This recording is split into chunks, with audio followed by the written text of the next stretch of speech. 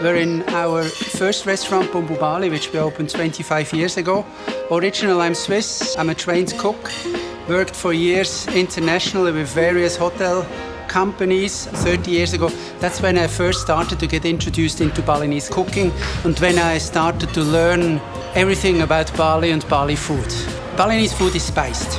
And the way I try to explain this as well is that what's the difference in cooking on a global scene? Whether you go to America, to Russia, to France, to Africa, basically ingredients are exactly the same. The only difference where there is in cooking is in the usage of spices. Every cooking process in Bali starts with putting spices into a stone mortar. And very often the spices are then we start off with shallots, with garlic.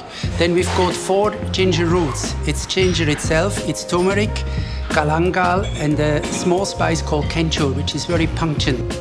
Very often they don't have money for meat, but you come in with tofu and with the fermented soybean cakes.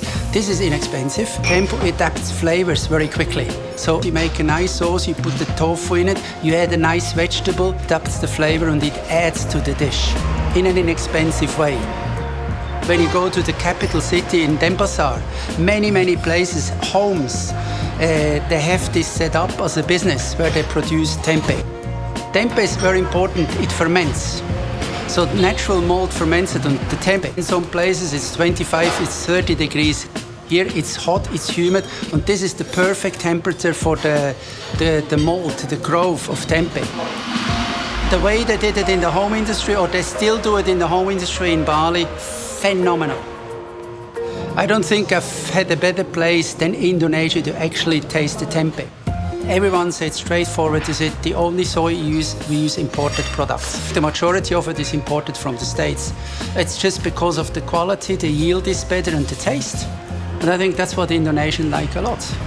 So you can add many different flavors. So you might eat every day the same thing, but every day it tastes different. One, for example, where the tempeh, the fermented soybean cakes, you cut them in little cubes, you marinate them and you grill them.